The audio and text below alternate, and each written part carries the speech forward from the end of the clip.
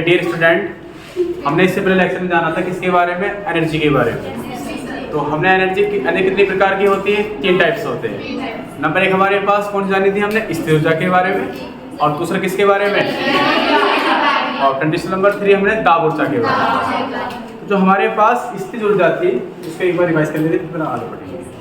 हमारे पास वो क्या था, बोले ना K = 1/2 K = mv²। तो हमने इस फॉर्मूले को ड्राइव करा था, ठीक है। इसमें आपको ये बताया गया था कि हमारे पास ये जो वेग है, हमारा जो स्पीड जो होगी, वो स्पीड के ऊपर कौन डिपेंड करेगा, हमारे पास स्पीड यानी कि काइनेटिक एनर्जी डिपेंड करेगी। इसके ऊपर आपने स्टडी कर लिया था इतना कि हमारे पास K जो होगा, काइनेटिक एनर्जी जो होगी हमारे पास, स्थिर ऊर्जा जो हमारे पास होगी K = 1/2 mv²। अगर हम यहाँ से अगर हमारा वेग बढ़ेगा, फॉर एग्जांपल अगर हमारे पास वेग क्या होगा, मैक्सिमम होगा, तो काइनेटिक एनर्जी हमारे पास हो जाएगी, ऊर्जा भी पूरी हो जाएगी यहाँ से। जिससे अगर आप मल्टीप्लाई करोगे तो हमारे पास क्या 2K = mv²। और हमारे पास m क्या रहेगा, इसमें m तो हमारे पास नियत रहेगा, हमारा मास फिक्स रहेगा उसका। तो जिस तरीके से आप अपना वेग बढ़ाओगे उस तरीके से बढ़ जाएगी आपकी काइनेटिक एनर्जी। उसके बाद फिर हमने सेकंड हमने क्या जाना था पोजीशन में, स्थिर ऊर्जा के बारे में जाना था हमने। तो उसका फॉर्मूला क्या कौन बच्चे बताएंगे, बताओ मुझे।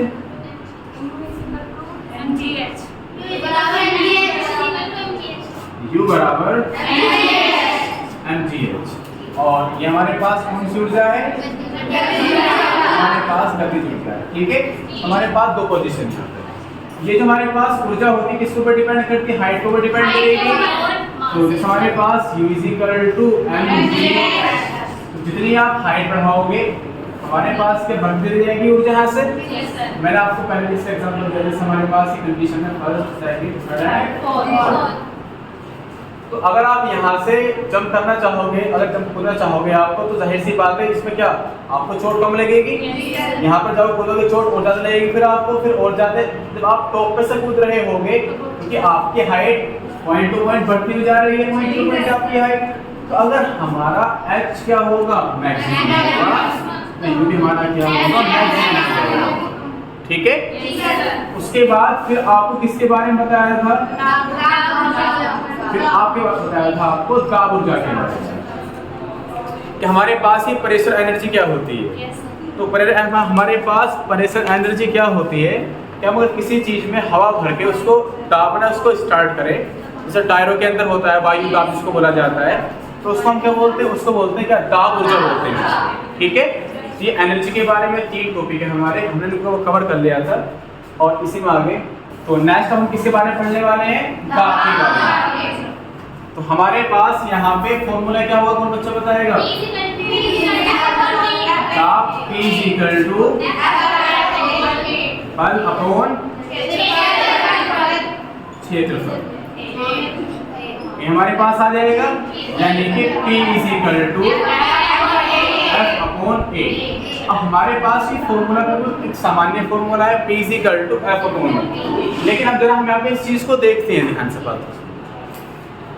P जो है पहली कंडीशन में हमारे पास वो समानुपाती किसके है, वो बल के है। और P हमारे पास वह समानुपाती किसके हो रहा है, एरिया, क्षेत्रफल के। समानुपाती बोलते हैं कि दोनों चीज एक दूसरे के ऊपर निर्भर है। जैसे अगर हमारे पास दाब बढ़ेगा तो बल भी बढ़ेगा, ठीक है, समानुपाती। यानी कि अगर A का मान बढ़ रहा है तो B का मान भी हमारा बढ़ेगा। और वैध माने क्या होता है, उल्टा, अगर A का मान बढ़ रहा है तो B का मान कम हो जाएगा आपका, डाउन हो जाएगा आपका। अन्यथा अगर आपका B का मान बढ़ रहा है तो आपका A का मान कम हो जाएगा। ये तो एक बेसिक सी बात होगी हमारी। अब हमने इसकी स्टडी करके हमें क्या करना है, अब उस चीज को ध्यान से मेरी बात को सुनिए। मैंने कहा आपसे कि हमारे पास क्या पॉइंट है, ध्यान से बात को सुनिएगा। ये एरिया है हमारा, आपने इसके ऊपर दाब लगाया, P आप लगा रहे इसके ऊपर, तो अब जो आपका दाब लगा है वो सारे एरिया में तो लगेगा आपका दाब। यानी कि जो चीज ऊपर से आप दाब पे रखोगे, इसके ऊपर, इस चीज के ऊपर आप रखोगे, मैंने कहा यहाँ पे एक काम करो, इस मार्कर को ना मैं इस पे दबाता हूँ। अब जो दाब लग रहा है वो पूरे हाथ पे ही तो लग रहा है, पूरे एरिया में लग रहा है आपका। तो जाहिर सी बात है ये नहीं पहुंच सकता यहाँ पे।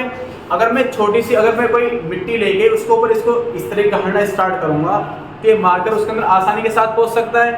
ऐसा क्यों हो रहा है? क्योंकि वहाँ पे एरिया कम है, यहाँ पे एरिया ज़्यादा है हमारा।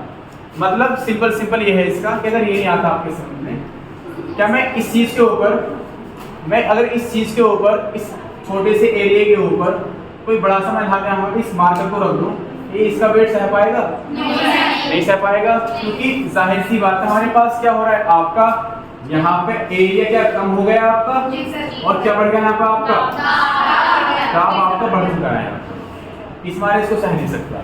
लेकिन अब यही चीज अगर मैंने इसको बड़ा कर दिया, एरिया हमारे पास हो गया बड़ा, तो यहाँ पे ए हमारा बढ़ चुका है, तो हमारे पास फिर क्या कम हो जाएगा, क्योंकि पहले जो फैल रहा था सिर्फ इस एक पॉइंट के ऊपर, अब कहाँ फैल चुका है, अब सारे हिस्से फैल चुका है हमारा। जैसे जब हम, क्लियर है आपका?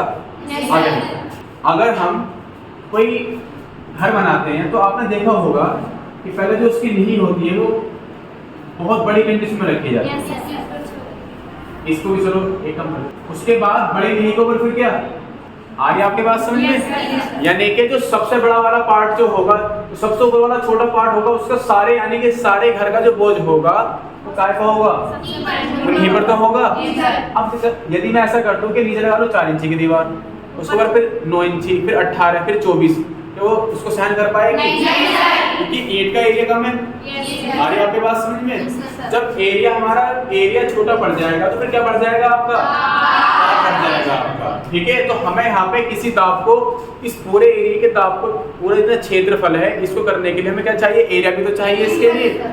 तो हमारे पास यहाँ पे क्या, ये हमारे पास किसकी पिरामिड है, बर्नौली की पिरामिड ये होती है हमारे पास, सॉरी किसकी पिरामिड होती है, बर्नौली की पिरामिड। दाब इज इक्वल टू बल अपॉन क्षेत्रफल। ठीक है,